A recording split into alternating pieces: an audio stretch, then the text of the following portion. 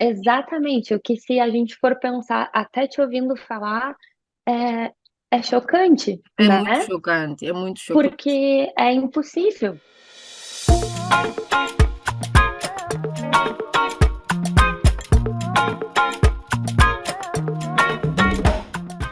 Olá, o meu nome é Estela. Para aqueles que não me conhecem, trabalho como treinadora pessoal para o planeamento de vida financeira. Dou-vos as boas-vindas ao Bosscast Lidera a Sua Vida e Finanças, o podcast sobre empreendedorismo, planeamento de vida financeira e pensão. A saúde e vitalidade são os dos tópicos do planeamento de vida financeira. Por isso, neste episódio, vamos falar sobre a sua saúde mental e financeira. A minha convidada de hoje trabalha como psicóloga clínica, ela é conselheira de carreira e empreendedora. Marina Zart. Bem-vinda, Marina. Muito obrigada, Estela, muito obrigada. O outro dia eu estava a agendar a manutenção e inspeção para o meu carro. Eu fiquei a pensar, eu disse, fogo, nós não aplicamos os mesmos princípios para as nossas vidas. Nós cuidamos melhor dos nossos carros, dos nossos bens materiais, do que da nossa saúde física e mental, que foi um choque para mim. Nós marcamos anualmente o encontro com o mecânico, ele vai fazer a inspeção do nosso carro para ver se as mecânicas continuam a funcionar bem, se está tudo direitinho, mas não fizemos o mesmo nas nossas vidas. O porquê? Por que que isso acontece? Principalmente as mulheres. As mulheres tendem a priorizar as necessidades dos outros acima das suas. E elas Exato. não tiram tempo para relaxar, para ver em que ponto se encontram das suas vidas e para o ponto que elas realmente querem estar. Então, a Marina vai nos ajudar a navegar esse processo emocional. Marina, fala-nos um pouco de ti primeiro. Quem é a Marina? Essa é uma pergunta simples e complexa, né, Estela? Mas vou tentar me apresentar brevemente. Então, meu nome é Marina, eu sou psicóloga, sou brasileira, mas moro aqui na Holanda desde 2019.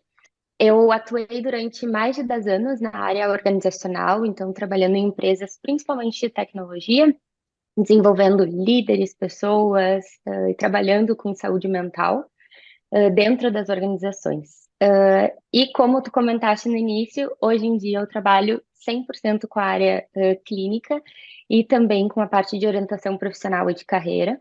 Tenho um carinho especial em trabalhar com mulheres e é muito legal estar aqui falando sobre, né, esse tema, esse tópico, e a gente vai focar um pouco sobre mulheres empreendedoras, então isso vai ser muito, muito legal. Acho que esse é um resumo breve. Além disso, eu costumo dizer, né, que essa é a Marina profissional, mas a gente vai falar um pouquinho de papéis aqui. Eu acho que isso é uma parte de quem eu sou, né? Eu também sou a Marina companheira, a Marina mãe de cachorro, a Marina filha, a Marina, vários outros papéis. E acho que esse é um bom gancho para a gente começar o que tu estava falando, né? Sobre por que que a gente não se prioriza e por que que a gente acaba priorizando muitas vezes.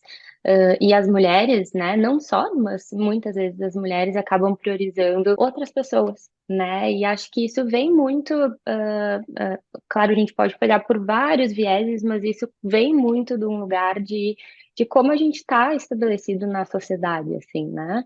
E a gente nasce e aprende muitas vezes a priorizar os outros e não a gente, né? E quando a gente acaba tendo muitos outros papéis, né? O papel de mãe, o papel de dono de casa, o papel de trabalhadora, o nosso papel de individual de cuidar da gente, ele acaba ficando lá no fim da lista, né?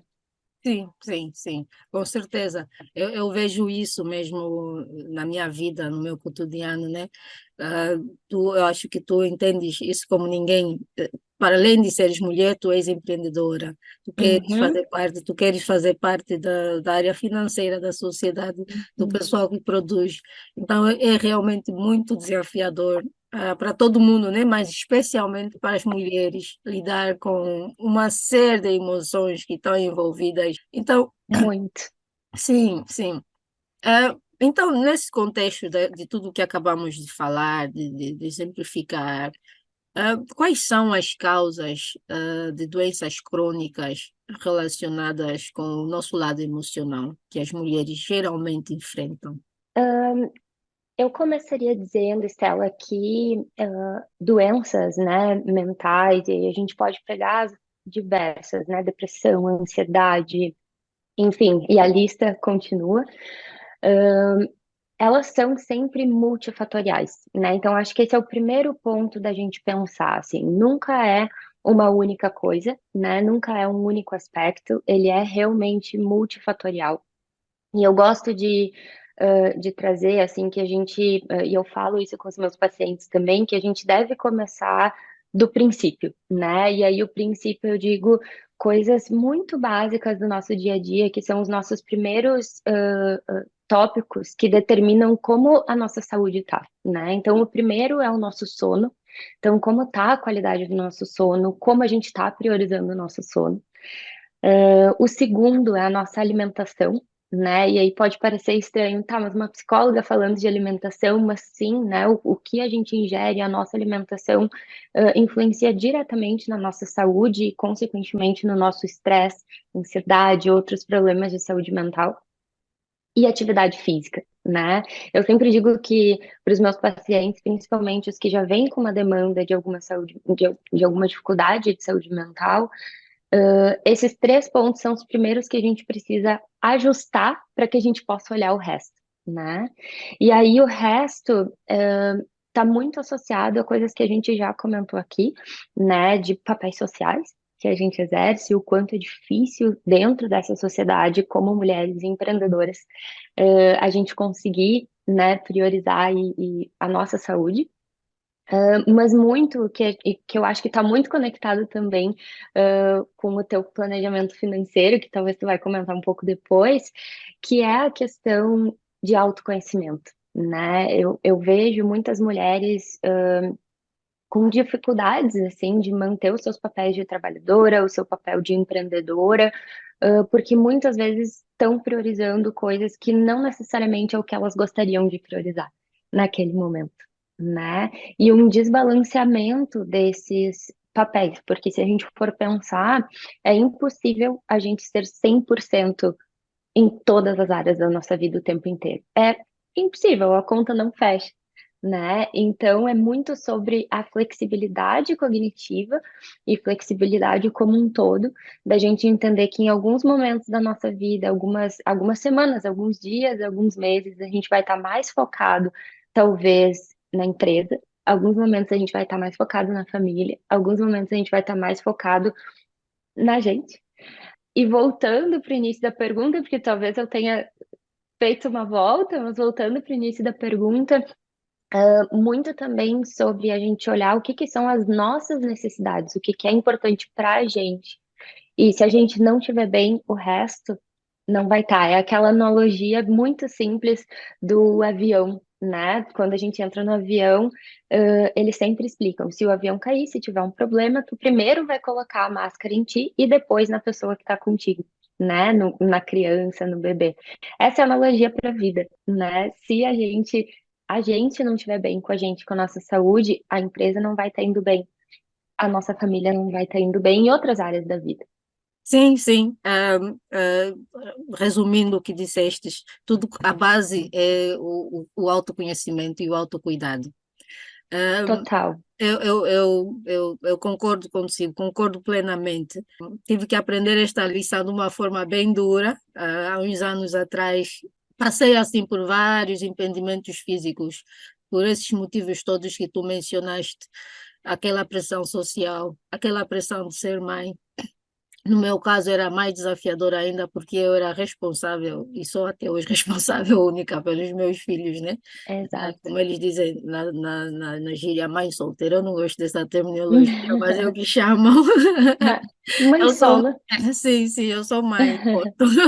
É o que eu digo. Mas durante aquele processo, durante aquele período, eu era também, já fui estudante, eu cuidava dos meus filhos, eu estudava, eu trabalhava, eu fazia serviços freelance, então fazia Uhum. muita coisa ao mesmo tempo. E naquela altura eu me sentia a Mulher Maravilha. Eu detesto hoje esse nome. Uhum, Não, eu já não sou Mulher Maravilha, eu sou simplesmente mulher e aprendi nesse processo todo a conhecer melhor os meus limites. Porque eu notei como é que aquilo impactou também a minha vida financeira. Tu uhum, disseste, quando tu não estás bem, nem sequer a tua empresa funciona, porque tu não vais conseguir prestar em lado nenhum. E tem um lado emocional, né? Aquela frustração que a pessoa sente, aquela insuficiência, aquela impotência, eu sentia-me uhum. impotente, era muito frustrante.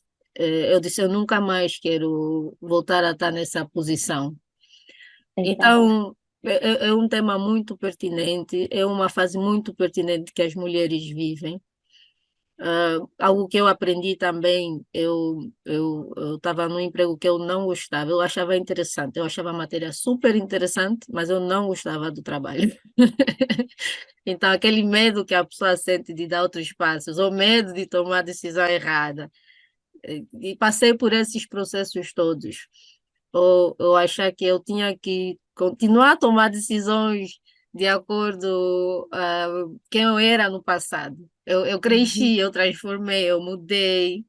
Então, Isso, sim, isso, Estela, desculpa te interromper, mas acho que é maravilhoso o que tu está dizendo, que é assim, antes eu exercia todos esses papéis e fazia todas essas coisas e eu me sentia a Mulher Maravilha, o que me trouxe também prejuízos, mas eu me sentia muito feliz, mas eu mudei, né? E a gente entender que a nossa vida também ela é feita dessas fases e que esse autoconhecimento ele é importante para a gente também ter compaixão conosco dos nossos momentos, né? E talvez existam momentos na nossa vida que a gente consiga exercer 5, 6, 10 papéis ao mesmo tempo e a gente consiga manter aquele ritmo por um período, uhum, mas momentos na nossa vida que a gente não vai querer isso, uhum, porque é uma escolha, sim, né?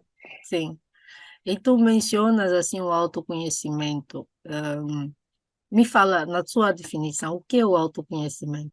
Na minha definição, e aqui não estou citando literatura, enfim, né? Na minha definição, autoconhecimento é tu olhar para ti, entender os processos que passam dentro de ti, processos eu quero dizer pensamentos, emoções e por que a gente faz alguns comportamentos, e ter clareza do que são os nossos valores, o que é importante para gente. Porque eu acredito que a partir daí a gente consegue tomar decisões que são mais alinhadas com o que é importante para gente. E assim a gente consegue ser mais feliz, a gente consegue ter uma vida mais realizada. Sim, é estar consciente dos nossos processos, né? Isso que tu estás a Consciente dos dizer. nossos processos. Sim, E isso não significa não ter sofrimento, não ter dias ruins, não ter desafios, muito pelo contrário, mas significa a gente olhar para isso, e entender por que que isso está acontecendo. e qual é uma das vantagens do autoconhecimento, de acordo com a tua experiência profissional, de acordo com a sua ótica? Qual é uma das maiores vantagens de ter o autoconhecimento? Olha, Estela, eu acho, e eu vejo isso, assim, né, em todas as pessoas que buscam um processo de terapia ou mesmo um processo de orientação profissional, que também é um processo de autoconhecimento, mais voltado para a área profissional, mas é um processo de autoconhecimento, que a maior vantagem é tu conseguir tomar decisões mais alinhadas, com o que é importante para ti. E isso vai te trazer felicidade. Sim, sim, eu amo o facto de teres mencionado isso, porque tu, no princípio, falaste sobre o planeamento, financeiro, né? A tendência das pessoas, quando ouvem o termo finanças, eles só falam, oh, como é que eu devo investir, quanto é que eu devo Uhum. economizar, quanto é que eu devo gastar, como é que eu devo fazer o orçamento. Pensam logo no lado técnico de finanças. E o processo do planeamento de vida financeira é exatamente o contrário. Tu começas a fazer uma autoavaliação de quem tu és. Quais são os teus Exato. valores? O que é que te faz sorrir? O que é que te faz chorar? Quais são os teus medos? Quais são as tuas aspirações? Essa é a base do planeamento de vida financeira. A partir daí, tu vais ver que tipo de pessoas eu quero conviver, de acordo com os meus valores. Como é que eu devo impor limites? Esse é o planeamento de vida financeira. Tu vais Exatamente. definir melhor até que ponto tu consegues lidar com pessoas tóxicas. Existem, infelizmente, pessoas tóxicas ou pessoas com quem não estamos envolvidas, aquelas relações tóxicas. Como é que tu deves, a partir do teu prisma, né? Como é que tu vais tomar as decisões seguintes? Esse é o planeamento de vida, essa é a base. E depois, sim, também tem o componente de saúde, a saúde mental, a saúde física, a saúde emocional. Tu falaste que fizeste aquele circo completo, né? O teu sono, a tua alimentação, tudo isso está envolvido. Porque às vezes, por que que isso afeta as finanças? Porque se tu não tiveres uma dieta condigna, tu vais ficar doente. Vai tirar a tua vontade de viver, vai Uhum, afetar o teu emocional. Principalmente as mulheres têm aquela uhum. alteração hormonal, a alteração hormonal que muitas das vezes é causada por certos alimentos que nós ingerimos. Isso é um outro processo de planeamento financeiro. Se calhar Ex- durante esse processo tu vais descobrir que não, eu devo mudar a minha dieta. E a mudança de dieta às vezes requer mais gastos, influencia as suas finanças. Exato. Tu és conselheira de carreira. Isso é uma outra etapa do planeamento financeiro, porque aquilo vai influenciar as suas receitas. É como uma empresa, né? Imagina uma Uhum, empresa. Na empresa tem vários departamentos. E para a empresa ter sucesso, todos esses departamentos devem estar bem alinhados, bem interligados, bem sintonizados. É assim que funciona a nossa vida. Então, cada departamento tem um especialista que vai te ajudar, uhum. né, a prestar melhor. Esse é o planeamento de vida financeira. Então, mesmo Exato. se aplica a ti, se aplica a ti, o seu planeamento de vida financeira. Depois é que vem a parte, ok, é isso que eu quero, é isso que eu acho importante, e mais ou menos isso vai me custar, que é para realizar aquilo. Uhum. Ok. E para eu te dar um exemplo, assim, né, conectando isso que tu comentou do planejamento financeiro, do autoconhecimento e o que que isso pode trazer na tua vida, né? Um exemplo pessoal. Para mim, Marina, é muito importante, é um valor eu ter tempo de qualidade com as pessoas que eu amo, né? E tempo de qualidade para mim significa ir sair para comer num restaurante ou fazer um passeio legal. Isso para mim é um valor, né? Se durante todo o mês eu gasto toda a minha receita, todo o meu dinheiro em compras novas para minha casa, em compras novas para mim, roupas, bens materiais, porque eu fui no flow, né? Como a gente fala, e não pensei sobre isso, não tenho esse autoconhecimento e essa noção. No final do mês, talvez eu vou me sentir insatisfeita, infeliz, porque eu não tive tempo de gastar o dinheiro, né, que eu tinha com as coisas que são importantes para mim, que Aham, é gastar tempo com as pessoas, sim, né? E sim. ao contrário, né? Talvez para outra pessoa um valor seja ter uma roupa nova por mês, né? Isso é um valor e a pessoa acaba gastando em outra coisa, mas no final do mês ela queria estar gastando com a roupa nova, Sim, sim, né? sim. É um exemplo perfeito. É um Um exemplo exemplo perfeito. básico, mas que Sim, acho que exemplifica um pouco disso e que a gente está muito conectado, né, Estela? A questão financeira, mas também o quanto a gente entende o que é importante para a gente e o que a gente vai fazer em relação a isso. sim, sim, sim. E também, esse exemplo que tu destes, ele enfatiza mais uma vez a causa de ansiedade, a causa pelas quais muita gente se encontra depressiva, porque eles não estão necessariamente a viver, em função daquilo que acham importante, em função dos seus valores. Exato, Tu deste o exemplo exatamente. perfeito, sim. E claro que aqui a gente está fazendo um recorte a partir de grupos ou de pessoas que podem fazer essa escolha, né? Então, é importante a gente também destacar que a gente sabe que existem muitas pessoas e principalmente muitas mulheres que talvez não tenham essa escolha, né? Elas precisam elas precisam trabalhar muitas horas por dia para conseguir ter uma renda e conseguir alimentar seus filhos, e elas não têm essa escolha. Então, é claro que a gente pode.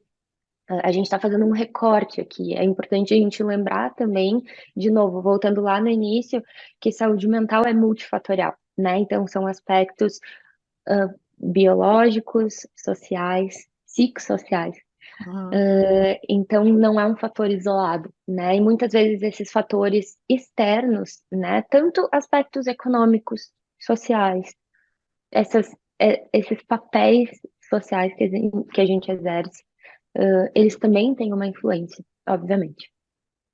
Sim, e realmente me parece ser muito desafiador quando tu és mulher e não tens outra opção se não exercer aquele papel, seja lá se vai custar a sua saúde mental.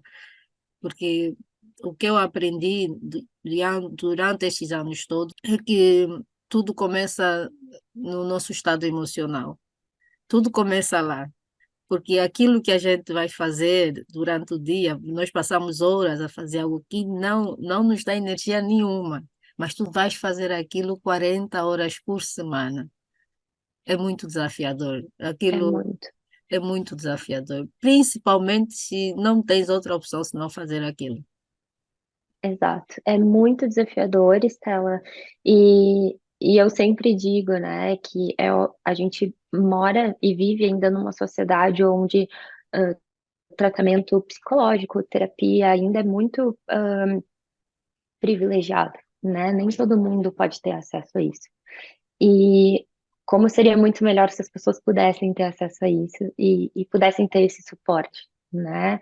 E achar nessas condições, né, quando as pessoas de fato não têm muito poder de escolha, a gente pensar nos pequenos detalhes do dia a dia, como essa pessoa pode inserir um pouco, né, de momentos felizes e de realizações nesse período de vida mais difícil, né?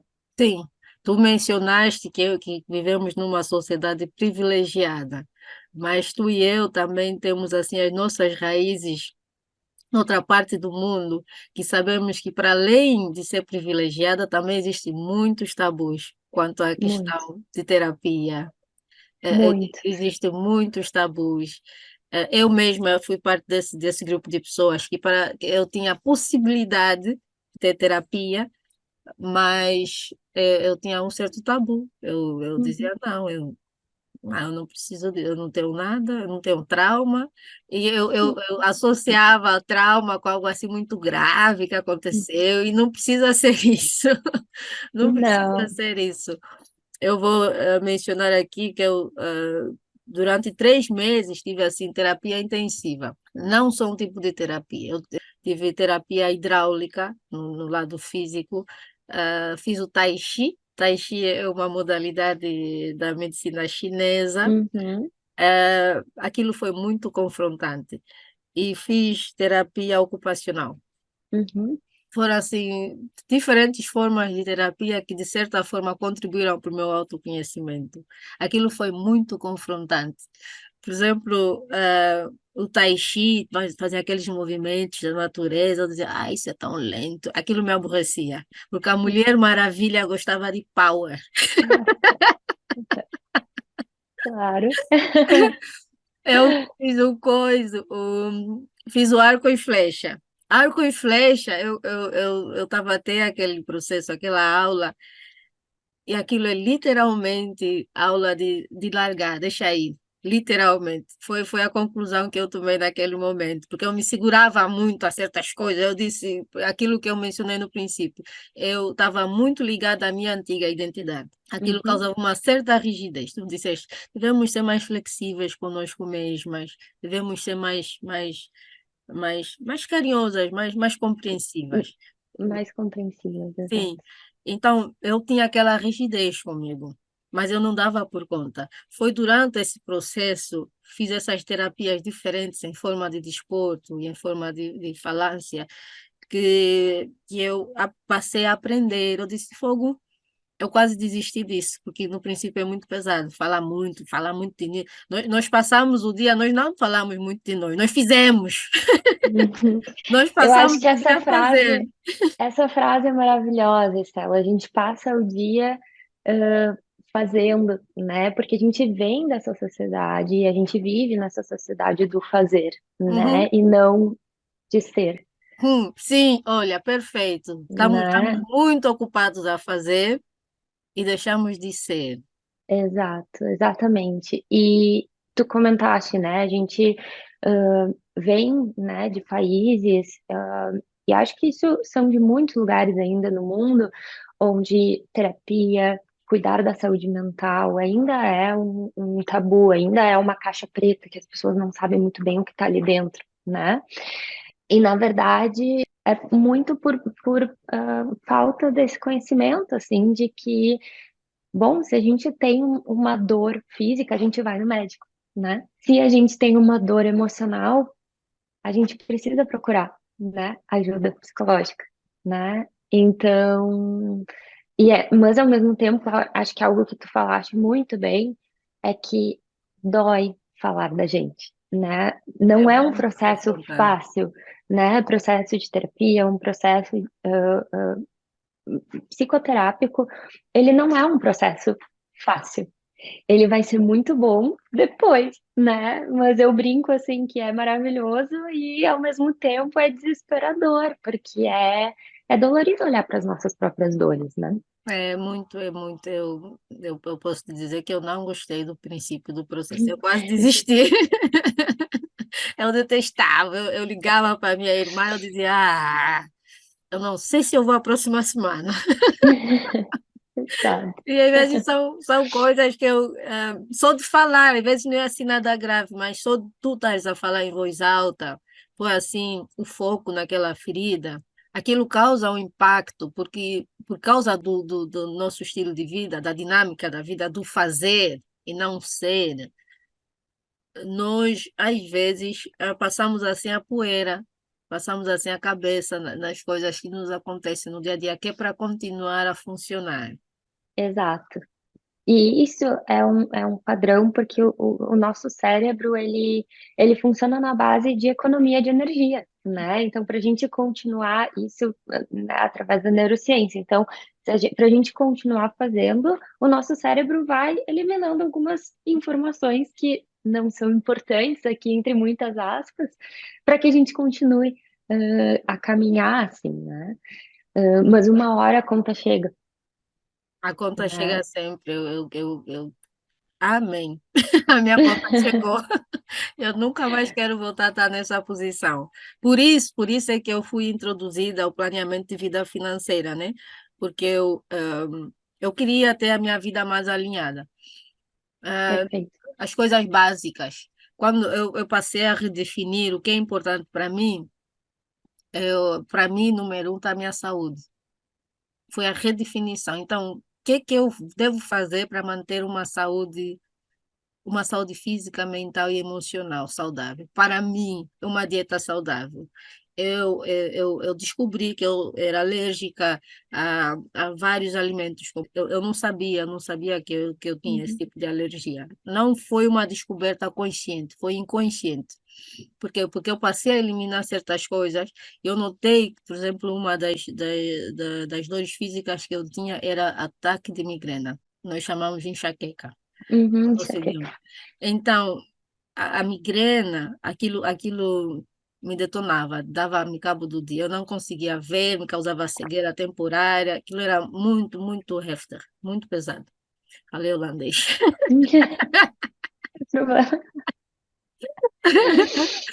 Então, foi assim, foi muito pesado eu descobrir que deveria parar de comer certas coisas que eu achava gostoso, eu dizia, isso é tão bom, parei de comer. Ah, eu criei uma outra estrutura, eu já praticava yoga, mas a yoga que eu praticava era power yoga. Uhum, Power yoga, tudo que se identificava comigo, com o que eu era. Eu passei a fazer Hatha Yoga. No Hatha Yoga eu descobri que eu não sabia respirar. uhum, Fiquei consciente da minha respiração. Eu disse, ok. Eu não sabia disso. Uhum. Passei a meditar com frequência e passei a fazer os exercícios. Então, isso para mim foram componentes para manter a minha saúde física, mental e emocional. Perfeito. E Sim. Estela, se a gente for pensar, pegando inclusive o teu exemplo, né? Digamos que tu não tivesse essa consciência, né, do quanto a tua saúde física e emocional são prioridades na tua vida e de que tu não soubesse que esses aspectos, esses pilares são coisas que te ajudam. Talvez tu iria dedicar 100% do teu dia nos outros papéis da tua vida, né? Que seriam ser empresária, ser mãe, ser dona de casa ou vários outros papéis que eu imagino que tu tenhas, né? E não ia exercer esse papel e no final do dia tu ia estar com aquela sensação de meu dia não foi bom, eu não estou satisfeita, algo está errado, e aí podem ir para pensamentos ainda piores. E que se tu não tem esse autoconhecimento, tua vida não vai ser leve, feliz, né? Não, E alinhada com os teus valores, porque aí tu estaria tomando atitudes desalinhadas com os teus valores ou com o que é importante para ti. sim, seria como eu digo assim verbalmente, número um para mim é saúde. Mas eu vou focar mais tempo nos outros aspectos da minha vida, que é trabalhar muito, não me alimentar bem, não ter um bom sono. Exato, Então, exatamente, a discrepância que depois passa a existir. exato. E é por causa disso, né? Assim, concluindo, resumindo aquilo que tu acabaste de mencionar, por isso é que muita gente tem aquele esgotamento cerebral, que chamam o burnout. Uhum. É por causa disso. Eu diria que sim, mas não somente, né? Porque hoje a definição que a gente tem através do World Health Organization, né? O burnout, ele é uma condição decorrente de um ambiente estressor do trabalho, Hum, né? Então, o burnout, ele está associado ao estresse do trabalho, ele é uma doença do trabalho, ok. né? É uma condição do trabalho. Então, eu diria que muitas vezes, e vi isso acontecer muitas vezes em ambientes organizacionais, quando eu trabalhava na área organizacional, o ambiente do trabalho era um ambiente que não suportava e não apoiava as dificuldades que essas pessoas estavam passando. E aí essas dificuldades, sim, poderiam vir não só do trabalho, poderiam vir através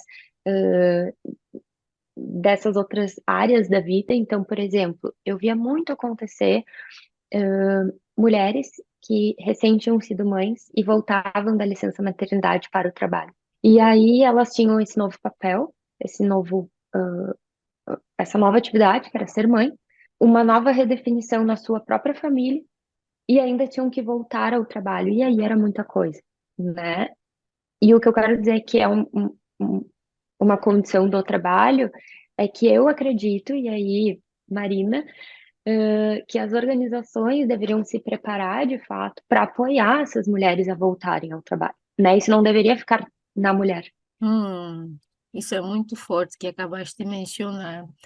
Quer dizer que ela, após esse período de licença, elas regressam para a empresa com um novo papel na sua vida pessoal. E ainda assim existe a expectativa do seu empregador que ela ainda, a partir do princípio, continue a prestar no mesmo nível que ela prestava de produção, ao período antes dela ter se tornado mãe. Exatamente, o que se a gente for pensar, até te ouvindo falar, é, é chocante, né? É muito chocante. Porque é impossível, né? E não que essa mulher não vai voltar a ser tão eficiente como ela era antes, e talvez ela possa ser, inclusive, mais eficiente, mas de uma forma diferente. E existe um período de adaptação, né? A gente não pode ignorar, né? Então, por isso que eu te disse que o burnout, a gente sempre tem que associar a uma condição vinculada ao estresse do trabalho. Se for fora do trabalho, não é chamado burnout. Aí a gente vai ir para outras classificações, como, enfim, ansiedade, depressão, e aí outras classificações que podem acontecer. O burnout, ele vai sempre estar associado ao trabalho. Ok, entendi a diferença.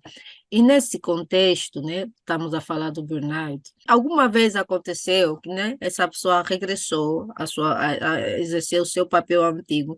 Alguma vez aconteceu que nesse processo, no decorrer do tempo, a pessoa descobriu que já não se encaixa na antiga função que exercia? Porque, sim, porque eu vou fazer logo a associação com a personalidade da pessoa, né? Eu tive a conversa com a outra psicóloga e ela falou dos perfis. E dentro dos perfis, tu vais enquadrar as pessoas dentro da empresa, que é importante a pessoa dar atenção a isso. Então, se calhar numa primeira fase, ela foi enquadrada, para além das suas ambições, dentro de uma função também de acordo com o seu perfil. Já alguma vez aconteceu que ela, quando volta, ela já não se enquadra dentro daquele perfil e tem necessidade de fazer algo diferente dentro da empresa? Com certeza, Estela, e às vezes até fora da empresa, né? E Hum, por quê? Conectando com o que a gente tinha falado antes, a flexibilidade da gente entender que a gente muda ao longo da vida e as nossas fases da vida também vão mudar, o que é importante para a gente naquele momento, né? Então, talvez, pegando um exemplo, né? Voltando a esse exemplo da mulher que volta de licença maternidade, talvez antes para ela ter tempo livre fora do trabalho não era tão importante. E agora isso é prioridade número um, dois da vida dela. Ela tem um bebê em casa. E aquele trabalho talvez não comporte isso, porque talvez seja um trabalho que ela precise estar disponível à noite, talvez seja um trabalho que ela precise trabalhar durante o final de semana, talvez seja uma função que exija dela algo que ela não queira ou não se sinta mais confortável em fazer porque a prioridade mudou, né? Então, já vi isso acontecer muitas vezes. Existem até muitos estudos que mostram assim que muitas mulheres que se tornam mães, elas acabam mudando, né, de carreira, a partir disso, né? E aí é um conjunto de a falta do suporte da empresa, mas também ãh, às vezes, nem sempre, né? Porque existem empresas que fazem esse suporte na transição, mas algumas não. E a mudança dessa própria pessoa, desse indivíduo que mudou a sua prioridade, o que é importante para si. hum. Então, apesar do burnout estar ligado a fatores empresariais, nós podemos concluir, que, de certa forma, está sempre ligado ao autoconhecimento, Eu diria a que solução. eu diria que eu não acho que é a solução para tudo, obviamente, porque quando a gente fala, por exemplo, de depressão, ansiedade, tem aspectos biológicos também, Uhum. né? Mas eu diria que é um grande, é uma ajuda enorme em termos de diminuir risco, Aham. né? Então, por exemplo, essa mãe que voltou de licença maternidade, se ela tem um nível de autoconhecimento alto, a chance dela conseguir dar os seus limites, dela conseguir dizer isso eu quero, isso eu não quero, isso não é mais importante para mim, é muito maior do que se essa mãe volta ao trabalho e ela não tem esse autoconhecimento e ela não dá os seus limites, ela continua seguindo uma lógica como era antes Hum. e, e acaba não fazendo mais as coisas alinhadas consigo mesma. Sim, Faz sim. sentido? Sim, faz sentido. Por outro lado, eu pergunto, tu já mencionaste que as empresas não têm ferramentas para lidar com isso, não facilitam. Então, eu pergunto que tipo de ferramentas as empresas podem adquirir, que é para auxiliar melhor esse grupo, nesse caso estamos a falar de mulheres, né, esse Uhum, grupo de mulheres. uhum. Eu diria, Estela, que hoje existem já algumas empresas olhando para isso, e trabalhando em alguns programas multidisciplinares, assim, né? Onde exista um suporte de reinserção dessa mulher nesse ambiente de forma gradual, né? Onde exista um suporte, de fato, tanto para essa licença maternidade quanto paternidade, licença dos cuidadores independentes, né? Algumas empresas já têm feito, vou te dar um exemplo, né? Hoje no Brasil, por exemplo, eu não sei exatamente por lei, porque faz muito tempo que eu não estou no Brasil mais, mas o período de licença paternidade é de somente uma semana, né? Maternidade, claro, é um pouco maior, mas eu vejo já empresas na Europa, principalmente, tendo um avanço nesse sentido, a licença paternidade sendo estendida para que quando é, né, um relacionamento de uma mulher com um homem, então o pai pode auxiliar a mulher. Mas voltando para a questão né, de mulheres na maternidade, eu diria que seriam projetos multidisciplinares, onde tivesse um suporte para essas mulheres e um trabalho com o time também dessa pessoa para reinserção dessa pessoa no ambiente de trabalho, porque a gente não pode esperar que essa pessoa ela vai voltar para o trabalho. Um dia ela estava 100% exercendo o papel de mãe, no outro dia ela voltou ao trabalho e tem que exercer a mesma coisa que acontecia antes, né, dela ser mãe. É muito injusto, né? Então, eu diria que, de fato, seriam programas multidisciplinares que envolveriam tanto os times de RH, né, de gestão de pessoas, de cultura, quanto os líderes dessas pessoas. Acho que é muito trabalho com essas lideranças. E suportar, de fato, com políticas também, e políticas públicas que ajudem essas mulheres a poderem fazer isso. Porque aí entra a parte financeira também, né? Como essas mulheres vão ficar fora do trabalho se elas precisam, né, ser provedoras financeiras, por exemplo, né? Sim, sim. É um dos medos, às vezes, que as pessoas sentem, né? Que faz com que aquela pressão também que as mulheres sentem. Uhum, Por isso é que as mulheres ganham menos, por isso é que as mulheres trabalham part-time, está tudo interligado. tudo. E tu falaste bonito, deve haver uma intervenção multidisciplinar que envolve os líderes das empresas, os recursos humanos e o envolvimento da própria pessoa. E aquele processo de reintegração, porque vais reintegrar-se, talvez na antiga função, numa outra função. Exato, exatamente. Não, isso. é- eu fico chocada a saber que essa é a realidade de muitas mulheres ainda no mundo. E voltando à saúde mental, à questão que falamos do princípio, imagine como isso deve afetar o emocional da pessoa quando chega em casa. O sono, ah, isso causa insônia. Aquela pressão toda, aquela preocupação nesse meu novo papel, como é que eu vou fazer? Como é que eu vou resolver? No grupo de mulheres que são mães solteiras, como chamam na sociedade, ela é o ganha-pão da família. Então, ela não tem outro suporte financeiro. Uhum. Como é que é a pressão, a carga emocional para essa pessoa? Então, para mulheres que se Enorme. encontram nessa situação, quais são as dicas que tu dás que é para elas, apesar da sociedade, as empresas não oferecerem condições de reintegração, não serem assim flexíveis, porque eles querem ganhar dinheiro? Quais são as dicas que dás para elas lidarem com isso? Eu vou roubar aqui, Stella, um pouco enfim, algumas leituras, né, que eu faço, e obviamente eu acabo usando psicologia baseada em evidências, na área cognitivo-comportamental, mas eu também gosto muito de terapia de aceitação e compromisso, onde a gente fala também muito sobre aceitar, né? E aceitar não é não fazer nada, né? Mas é de fato olhar para si e ser, como a gente falou antes, ter compaixão, né? Autocompaixão. E acho que a dica que eu daria é tenha compaixão consigo, né? E entenda que, usando um pouco o que tu falou, que não existe a supermulher. Isso é algo que a gente criou na nossa sociedade, uma ideia que a gente criou, que ela não é uma ideia real e nem possível. A Mulher Maravilha, ela não existe. Não, Ela não existe, porque mesmo que a gente acha que estamos sendo Mulheres Maravilhas, no fim do dia, alguma coisa não tá bem. não, muita coisa. Eu vou te dizer, um dos momentos chocantes nessa época de ser Mulher Maravilha, Wonder Woman, eu estava a conduzir na autoestrada, a caminho para o meu serviço, e de repente parei de ver. Aquilo foi um momento muito assustador. Eu tive que fazer uma paragem de emergência e tive que ficar aí por meia hora até recuperar a minha visão. Aquilo foi o ataque de migrena com aura, como chama.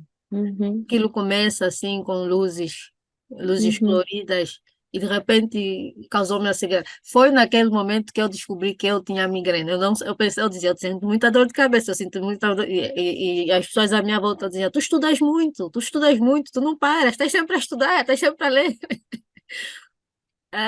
E eu pensava que aquela fosse a única causa, que eu estudava muito, que eu lia muito. Eu pensava que fosse uma dor de cabeça normal. Não, migrena é mesmo um distúrbio cerebral, que eu passei a descobrir naquela altura. Fui ao médico e ele descobriu.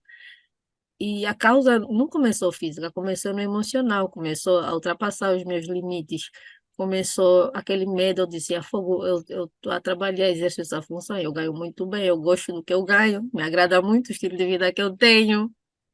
E para mim foi um eye-opener. Exato, exatamente. Às vezes, existem várias doenças, né, de saúde mental que elas acabam se manifestando no nosso corpo e a ansiedade é uma delas, né?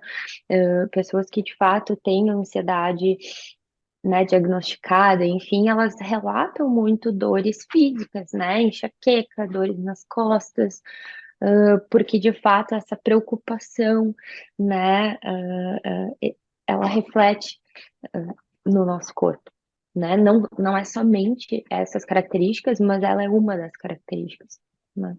E tem o nosso ego, né? Nós tiramos aquele senso de, no meu caso, assim, estava no topo. O meu, eu digo, eu fiz, consegui.